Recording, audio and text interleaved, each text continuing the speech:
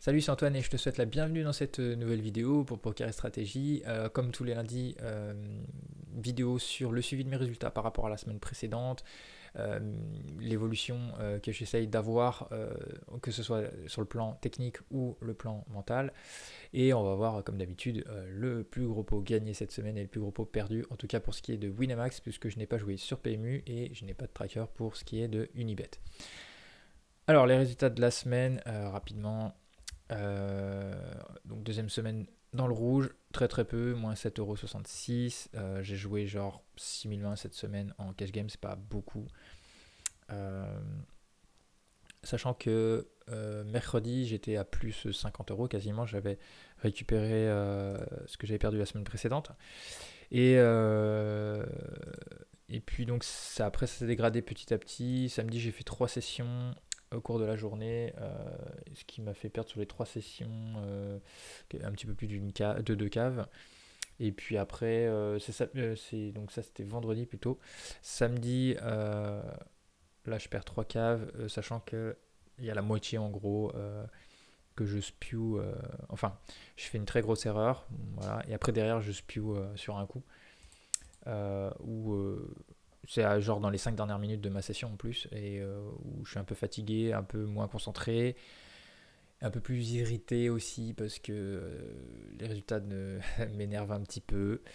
Voilà, donc je suis un peu trop focus là-dessus. Encore. Quant à Unibet, bah, ça s'est bien passé. Alors je sais plus exactement quand est-ce que j'ai un peu forcé dessus. Peut-être bien même samedi matin d'ailleurs. Vendredi et samedi, ça s'est bien passé. J'ai fait juste un tout début de session sur PMU, puis j'ai laissé tomber, les tables étaient meilleures ailleurs. Donc j'ai quasiment pas joué sur PMU. Et puis aussi il y avait voilà, les tournois que je jouais un petit peu là sur les séries. J'ai assez vite arrêté puisque pas trop de motivation et puis ça m'a pris beaucoup de temps. C'est pour ça aussi que j'ai joué beaucoup moins de mains cette semaine. C'est qu'à chaque fois que je les joue, bon, quand on va quand même assez loin, ben, moi je les joue à 15 h, donc ça m'emmenait jusqu'à 18, 19 h, parfois au-delà de 20 h, donc sans réussir à me qualifier, mais j'ai spew aussi, il y en a où j'ai mal joué.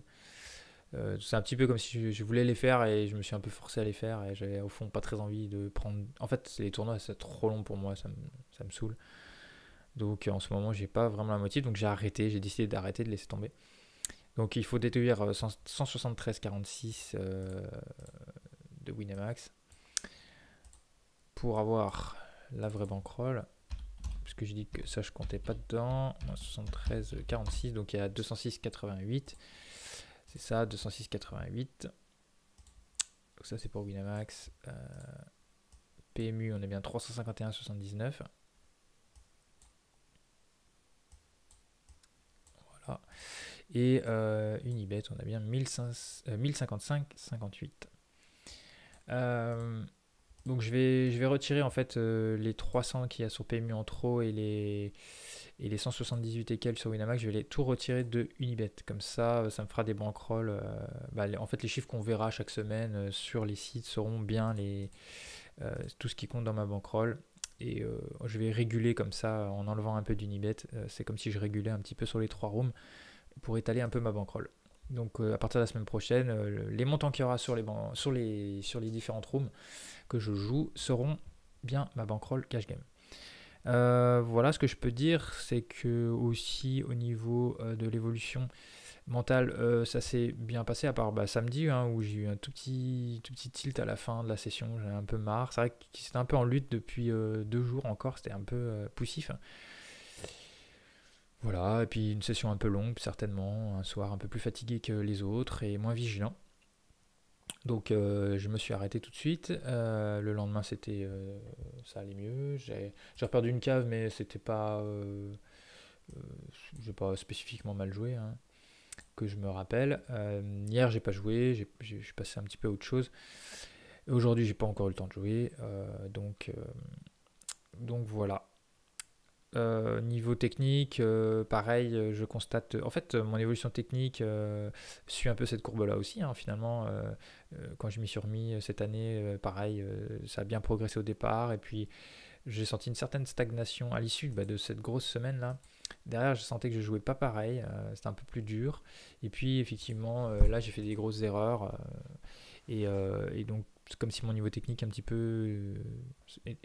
J'avais la sensation qu'il avait un peu diminué. Je pense que je stagne tout simplement et que j'ai un peu plus de mal à. Puis il faudrait que je travaille un peu plus précisément certaines choses pour progresser davantage techniquement. Donc c'est pour ça que je commence à réfléchir à.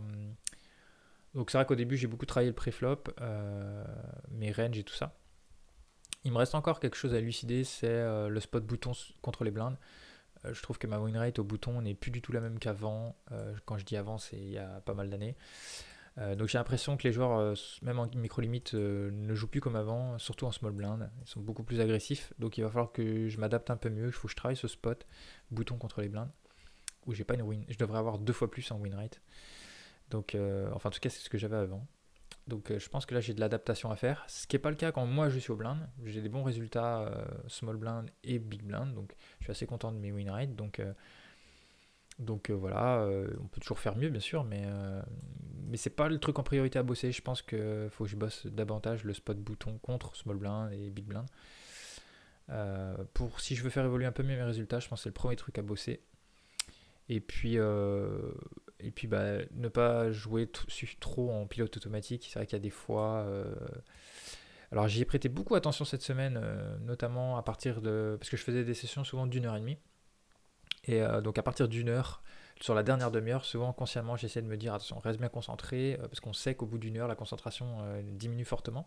Donc j'ai mis beaucoup de focus là-dessus. Il y a juste une fois où je me suis laissé surprendre et ça n'a pas pardonné, hein, le samedi. J'ai pas été vigilant sur la dernière demi-heure et ça s'est joué sur les 10 dernières minutes de ma session où j'ai un peu relâché et on se retrouve à jouer en pilote automatique et ça pardonne pas, hein. Donc voilà, il faut vraiment que tout le temps que je me force à réfléchir sur les ranges adverses, sur les moves que je suis en train de faire, pourquoi je mise, qu'est-ce que les mains que j'essaie de faire payer, est-ce que ces mains-là il les a mon adversaire, ou qu'est-ce qu'il peut avoir quand il fait ça, bref, ça.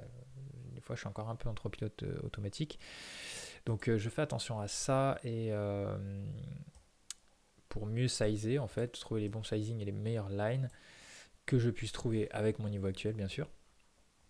Et puis voilà, en gros. Et le spot bouton, je pense qu'il faut que je travaille en priorité. Donc, en mettant des objectifs plus précis là-dessus, je pense que je vais être moins focus sur l'évolution de ma bankroll qui stagne, voire qui diminue un petit peu. Et qui m'enlèvera, je pense, un peu de frustration aussi, qui est contre-productive, hein, ça c'est clair. Voilà ce que je pouvais dire pour la semaine, l'évolution de ma semaine et un petit peu les objectifs que j'essaie de poursuivre pour la semaine qui vient. Ok, donc c'est parti tout de suite pour le plus gros pot gagné cette semaine.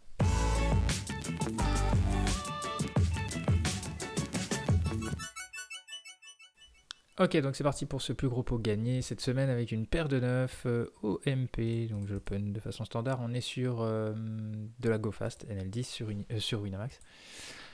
On a un call du Big Blind. On se retrouve sur un board Dame 9-2 avec 2 carreaux. E-check. On est sur un board Drawy. On bloque pas la top pair. On a fait brelan. Donc on va bet assez cher pour faire payer tout ça. Il check raise, donc il check raise un peu plus de fois 2,5. Il peut check raise donc des gros flush draw qu'il n'a pas envie de lâcher. Il peut même push face à ma relance. Et puis il va check raise aussi des as-dames, des rois-dames. Éventuellement, du coup, je décide de re-raise tout de suite parce que, comme je l'ai dit, s'il a un gros tirage, il va vouloir tout mettre. Voire potentiellement même avec top pair, top kicker, hein, il peut décider de me faire tapis. Et je préfère faire ça parce que finalement je me value cut uniquement contre une paire de dames, ce qui est, voilà, il y a très peu de combos par rapport à tout le reste. Et surtout que pour moi c'est gênant en fait la turn, tous les carreaux, tout ce qui est 10, tout ce qui est roi et as, je vais avoir du mal à prendre de la value certainement, mais surtout voilà, les carreaux sont très gênants pour moi. Et encore une fois, tout ce qui va être 10, valet, roi et as peuvent freiner l'action de son côté et du mien aussi. Parce qu'il pourrait y avoir des quintes, il pourrait y avoir des flushs, donc ça serait assez gênant. La seule chose qui serait bien, c'est genre par exemple s'il a as-dame ou roi-dame et que ce soit un as ou un roi qui tombe, Voilà, ça peut. Mais bon, ça serait. Il pourrait avoir des quintes aussi, donc ça serait quand même compliqué pour moi. Donc je préfère, pour toutes ces raisons, j'ai décidé de re-raise tout de suite. Même si. Même moi-même, hein, je peux représenter un gros draw que j'ai pas envie de. Et encore, là, quand je fais juste ce sizing là, si je fais pas tapis, euh, je représente quand même plutôt le brelan, mais bon. Je peux de temps en temps avoir dame 9. Bon bref, il décide de call. Doublette de la dame. Alors là c'est intéressant parce que c'est pas pareil en fait que ce soit toute une autre carte ou une dame parce qu'en fait ça lui enlève des dames. Ça lui enlève des dames donc il a plus de tirage à mon avis sur ce board là maintenant et puis surtout c'est un board qui peut voilà, potentiellement avoir des foules. Euh, je parle de son point de vue à lui hein. Donc je veux dire ça va lui faire ça peut freiner un peu l'action aussi cette carte là.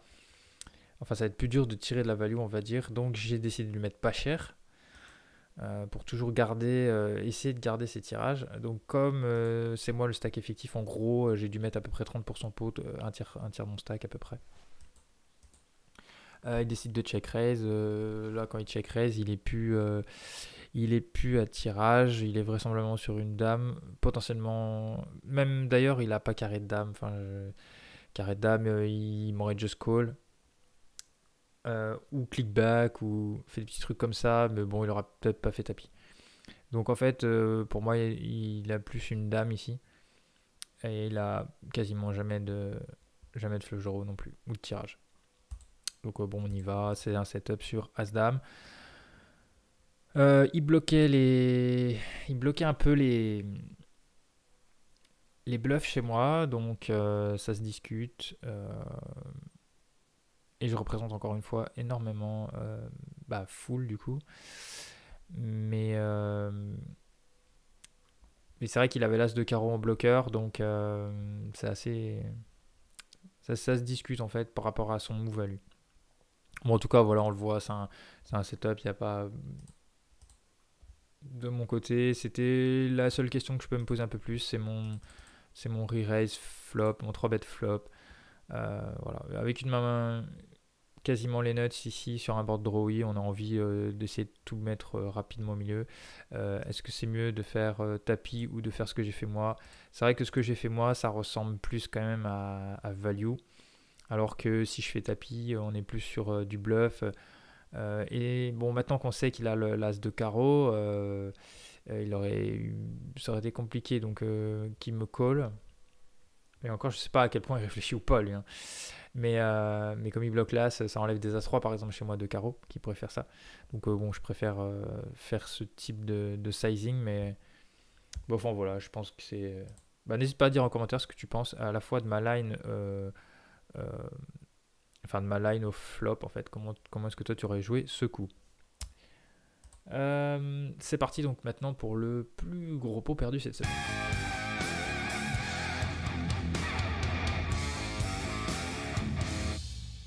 Alors, le plus gros pot perdu cette semaine est avec un As-Roi au bouton. Donc, quand je parlais de ma win rate au bouton qui est pas bonne, bah, c'est en partie à cause de ces coups-là aussi. Je décide de 3 bêtes face à UTG. Alors, c'est une des rares mains qui fait partie de ma range de 3 bêtes bouton contre UTG.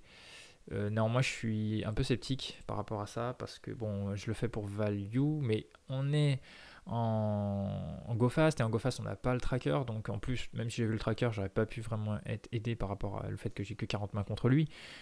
Mais c'est vrai que quelqu'un qui open plus de 20% UTG, on peut évidemment 3 bêtes As-Roi largement en value.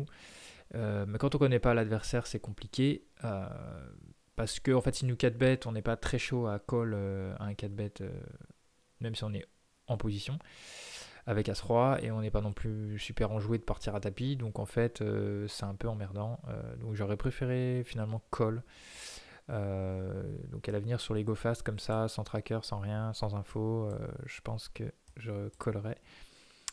Bon, j'ai de la chance, il a juste décidé de call le 3 bet hors de position. On se retrouve sur un board à Dame 4-2 avec backdoor flush, backdoor quinte et 2 over. Donc c'est un board que je décide de ces bêtes pas trop cher parce que bon, c'est un board que je vais ces bêtes souvent. Il va souvent folder lui-même. Il décide de call. Ok, là il décide de check maintenant. Moi je décide de barrel, 7 turns évidemment, ça fait partie des cartes que je vais de barrel, hein, tout ce qui est pique, tout ce qui est 10, tout ce qui est valet, tout ce qui est roi et as. Donc du coup, je de barrel cher, hein, parce que voilà, je fais comme si je le ferais si j'avais flush. Je le fais aussi, donc bien évidemment, parce que j'ai le bloqueur à l'as. Il décide de call, donc maintenant on peut un peu mieux déterminer ce qu'il a. Ce qu'il a globalement, c'est des dames, parce qu'il va rarement avoir Breland 4 et Breland 2, voire même jamais. Puisque c'est des cartes qui peut open, mais qui va pas spécifiquement call le 3 bet préflop. Et surtout, c'est des cartes où il va soit donc bet, ce qui va être assez rare, mais il va plutôt check raise en fait flop. Son brelan. Maintenant, il peut jouer à le call et check raise turn, mais que sur une turn de pique, bah, il décide juste de le call. Mais voilà, ça je pense c'est anecdotique. Pareil pour la paire de 7, c'est très anecdotique. C'est très rare qu'il va call au flop la paire de 7 qui n'a pas fait brelan. Seulement j'ai pas mis cher, donc c'est une potentialité, parce que paire de 7, il peut l'open UTG et call le 3 bet. Donc voilà, on a de temps en temps aussi Dame-Dame en face, parce que il va pas forcément vouloir 4 bêtes ou partir à tapis avec les dames. Donc voilà, de temps en temps on est face à un brelan de 7, brelan de dame. Néanmoins, la majorité du temps ça va plutôt être des As-Dame, Roi-Dame, peut-être Dame-Valet suité, je sais pas si... Bon, il va l'open, hein. Après est-ce qu'il va call le 3 bet pré-flop, je ne sais pas. Il n'a pas l'air d'être supra-loose pour l'instant, donc je pense pas qu'il a cette main-là. Mais bon, sur le coup, je n'ai pas le tracker, je ne le sais pas. Et puis, il peut avoir, par exemple aussi, il peut avoir top pair et tirage flush draw. Donc maintenant, avec flush draw, par exemple, s'il a un roi dame et avec le roi de pique, il peut aussi donc avoir encore un tirage pique. En ce qui concerne les flushs, il en a quasiment pas. C'est pour ça que je décide, parce que j'ai l'as de pique. Donc j'ai décidé qu'en fait j'allais également donc 3 barrels cette river, mais maintenant je m'interroge parce que bon, vu que j'ai as de pique, c'est pour ça aussi que je décide de 3 barrels. Je peux faire fold une dame sur ce dernier barrel à tapis, sachant que c'est pas mon stack qui compte, mais c'est le sien, c'est lui qui est le plus petit. Mais bon, ça fait quand même un 80% pot en 3 barrels. Donc voilà. Je décide de faire ça maintenant si je m'interroge par rapport à sa range. Mais en fait, c'est peut-être pas le meilleur board pour faire ça. Parce qu'en fait, j'essaie de faire juste folder une dame. Parce qu'il va jamais folder. S'il a brelan de dame et s'il a brelan de 7, il va jamais folder. En micro-limite, ils arriveront très rarement à folder ça. Et surtout quand il a call turn. Donc on essaie juste de faire folder une dame sec, quoi, genre As-Dame, Roi-Dame, peut-être des fois Dame-Valet. Après, il y a en flush draw, il aurait. S'il call un 3 bet préflop avec Roi-Valet suité, peut-être, je sais pas, Roi-10 suité s'il fait ça. 9 et 10 suité. Voilà, c'est les seules mains. Donc il y a 3 combos, on va dire. Je pense pas que Valet 10 suité. S'il fait ça avec 9 et 10, il peut faire ça avec Valet 10. On va dire 4 combos de flush draw. 4 combos de flush draw, mais il y a beaucoup de combos avec des dames. Donc As-Dame, Roi-Dame, Dame-Valet. Mais non, Dame-Valet, je pense pas qu'il va call plusieurs barrels. Par contre, Roi-Dame et As-Dame, il peut ne pas lâcher. Donc, comme j'ai un roi et un as et qu'il y a une dame au board, donc il reste 3 dames pour 3 rois et 3, donc 3 x 3, 9. Il y a 18 combos, si je dis pas de bêtises.